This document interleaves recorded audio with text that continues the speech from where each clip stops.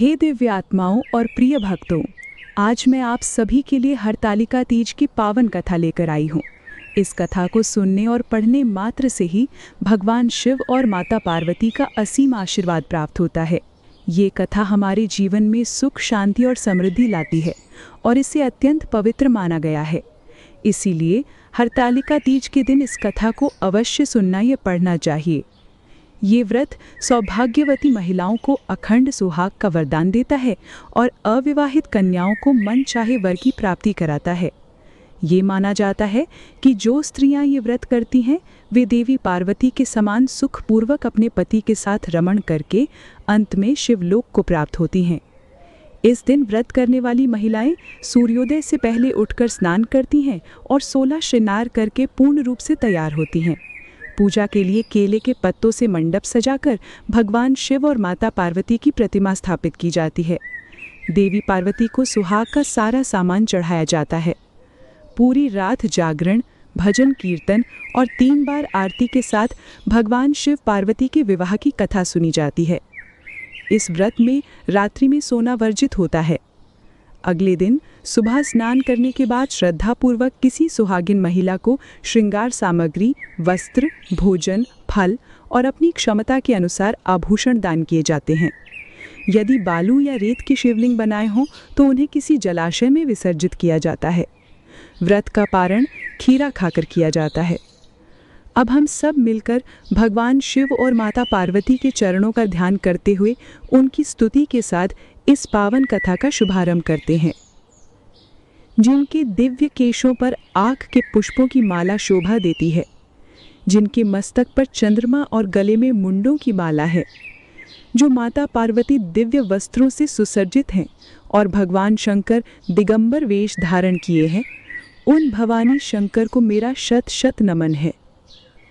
एक बार कैलाश पर्वत के मनोरम शिखर पर माता पार्वती ने महादेव से पूछा, हे महेश्वर, आप मुझे वो गुप्त से गुप्त बात बताएं जो सभी के लिए सरल और महान फल देने वाली हो। हे नाथ, यदि आप मुझसे प्रसन्न हैं तो मुझे दर्शन दें। हे जगन्नाथ, आप आदि, मध्य और अंत से रहित हैं। आपकी माया का कोई पार नहीं है। मैंने आपको किस तरह प्राप्त किया?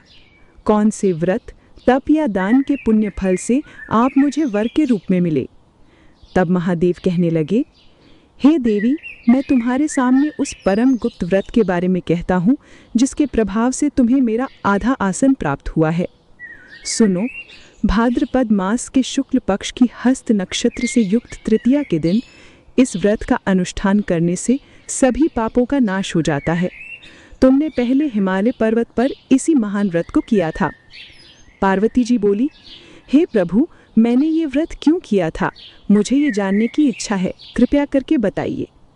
तब शंकर जी बोले, हे आर्यावत, हिमालय नामक एक महान पर्वत है। वो अनेक प्रकार के वृक्षों और नदियों की कलकल ध्वनि से सुशोभित रहता है और सदैव बर्फ से ढका रहता है। हे पार्वती, तुमने बचपन में उसी स्थान पर घोर तपस्या की थी। तुमने 12 वर्षों तक जल में रहकर, वैशाख मास में अग्नि में प्रवेश करके और सावन में खुले में रहकर अन्न त्याग कर तप किया। तुम्हारे इस कष्ट को देखकर तुम्हारे पिता को बड़ी चिंता हुई। वे सोचने लगे कि अपनी इस कन्या का विवाह किससे करें। एक दिन देवर्षि नारद वहां आए। तुम्हारे पिता हिमालय ने उनका आदर सत्कार किया और पूछा, हे मुनिवर, आपके यहाँ आने का क्या कारण है? नारद जी बोले, हे गिरिराज, मैं भगवान विष्णु का भेजा हुआ आया हूँ। आप अपनी कन्या का विवाह एक उत्तम वर से करा दें। ब्रह्मा, इंद्र और शिव आदि देवताओं में भगवान विष्णु के समान कोई उत्तम नहीं है। इसीलिए मेरे मत से आप अपनी कन्या का दान भगवान विष्णु को दे दें। हिमालय ने कहा, यदि भगवान वासुदेव स्वयं मेरी कन्या को ग्रहण करना चाहते हैं तो ये मेरे लिए अत्यंत गौरव की बात है। मैं अवश्य ही अपनी कन्या उन्हें दूंगा। ये सुनकर नारद जी आकाश में अंतर्ध्यान हो गए और भगवान विष्णु के पास पहुंचकर हाथ जोड़कर कहा, प्रभु, आपका विवाह निश्चित हो गया है। इधर हिमालय ने प्रसन्नता से पार्वती जी से कहा, हे पुत्री, मैंने तुम्हारा विवाह गरुड़ ध्वज भगवान विष्णु के साथ तय कर दिया है। पिता के ये वचन सुनते ही देवी पार्वती अपनी सखी के घर गईं और पृथ्वी पर गिरकर अत्यंत दुखी होकर विलाप करने लगी। सखी ने उनसे दुख का कारण पूछा। पार्वती जी बोली, हे सखी, मेरे मन की अभिलाषा सुनो। मैं महादेव को वर रूप में प्राप्त करना चाहती थी, लेकिन मेरे पिताजी ने मेरे कार्य को बिगाड़ दिया है। अब मैं निश्चित रूप से अपने शरीर का त्याग कर दूंगी। पार्वती जी के वचन सुनकर सखी ने कहा, हे देवी, जिस वन को तुम्हारे पिताजी ने ना देखा हो, तुम वहां चली जाओ। भगवान शंकर कहते हैं, हे पार्वती, तुम अपनी सखी के कहने पर उस वन में चली गई। तुम्हारे पिता ने तुम्हें घर पर न पाकर सोचा कि किसी देव, दानव या किन्नर ने तुम्हें हरण कर लिया है। वे बहुत चिंतित हो गए और मूर्छित हो गए।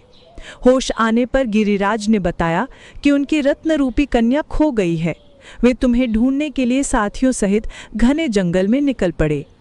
तुम भी अपनी सखी के साथ भयानक जंगल में घूमते हुए एक नदी के तट पर एक गुफा में पहुंच गई। उस गुफा में प्रवेश करके तुमने अन्न जल का त्याग कर दिया और बालू का शिवलिंग बनाकर मेरी आराधना करने लगी। भाद्रपद मास की हस्त नक्षत्र से युक्त तृतीया के दिन तुमने मेरा विधि विधान से पूजन किया और पूरी रात गीत गाकर जागरण किया। तुम्हारे इस महान व्रत के प्रभाव से मेरा आसन डोलने लगा। मैं उसी स्थान पर आ गया और तुमसे कहा, हे वरानने, मैं तुमसे प्रसन्न हूँ, तुम मुझसे कोई वरदान मांगो। तब तुमने कहा, हे देव, यदि आप मुझसे प्रसन्न हैं तो आप ही मेरे पति हों। मैंने तथास्तु कहकर कैलाश पर्वत की ओर प्रस्थान किया। प्रभात होते ही तुमने मेरी बालू की प्रतिमा को नदी में विसर्जित कर दिया और अपनी सखी सहित व्रत का पारण किया। इतने में तुम्हारे पिता हेमवान भी तुम्हें ढूंढते ढूंढते वहां पहुंच गए। उन्होंने तुम्हें नदी के तट पर देखा और हृदय से लगाकर रोने लगे। फिर बोले, हे पुत्री, तुम इस घने जंगल में क्यों चली आई? तुमने कहा, हे पिता, मैंने पहले ही अपना शरीर शंकर जी को समर्पित कर दिया था, लेकिन आपने नारद जी को वचन दे दिया, इसलिए मैं महल से चली आई। तुम्हारे इस वचन को सुनकर हिमवान ने कहा, मैं तुम्हारी इच्छा के विरुद्ध कोई कार्य नहीं करूँगा। वे तुम्हें लेकर घर आए और फिर तुम्हारा विवाह मेरे साथ कर दिया। हे देवी, इसी व्रत के पुण्य प्रभाव से तुम्हें मेरा अर्ध आसन प्राप्त हुआ है। हे देवी, अब मैं तुम्हें बताता हूँ कि इस व्रत का नाम हरतालिका क्यों पड़ा। तुम्हारी सखी तुम्हें हरण करके ले गई थी, इसलिए इसका नाम हरतालिका पड़ा। हर का अर्थ है हरण करना और तालिका का अर्थ है सखी। सौभाग्य की इच्छा रखने वाली महिलाओं को ये व्रत पूर्ण विधि विधान से करना चाहिए। केले के खंभों से मंडप बनाकर रंग बिरंगे रेशमी वस्त्रों से उसे सजाएं। चंदन आदि सुगंधित द्रव्यों का लेपन करके सभी महिलाएं एकत्रित हों। शंख, भेरी, मृदंग और घड़ियाल आदि बजाकर विधिपूर्वक श्री गौरी शंकर की बालू निर्मित प्रतिमा स्थापित करें। फिर गंध, धूप, पुष्प और दीप से विधिवत पूजन करें। अनेक प्रकार के नैवेद्य का भोग लगाएं और पूरी रात जागरण करें। नारियल, सुपारी, ज्वारी, नींबू और अनार जैसे ऋतु फलों से पूजन करें और कहें, हे कल्याण स्वरूप शिव, हे मंगल रूप महेश्वरी, हे शिवे, सब कामनाओं को देने वाली देवी, कल्याण रूप आपको नमस्कार है। हे सिंहवाहिनी, मैं सांसारिक भय से व्याकुल हूँ, आप मेरी रक्षा करो। हे महेश्वरी, मैंने इसी अभिलाषा से आपका पूजन किया है। हे देवी, आप मुझसे प्रसन्न होकर मुझे सुख और सौभाग्य प्रदान कीजिए। इस प्रकार के शब्दों द्वारा उमा सहित शंकर जी का पूजन करें। विधिपूर्वक कथा सुनकर गौ, वस्त्र, आभूषण आदि ब्राह्मणों को दान करें। इस प्रकार से व्रत करने वाले के सारे पाप नष्ट हो जाते हैं। कथा समाप्त। प्रेम से बोलिए, बोलिए शंकर भगवान की जय, माता पार्वती की जय। उम्मीद है ये कथा आपको अच्छी लगी होगी। हम आपके लिए ऐसी ही सुंदर और प्रेरणादायक कथाएं लाते रहेंगे। कृपया वीडियो को लाइक करें और हमारे परिवार का हिस्सा बनने के लिए चैनल को सब्सक्राइब करें।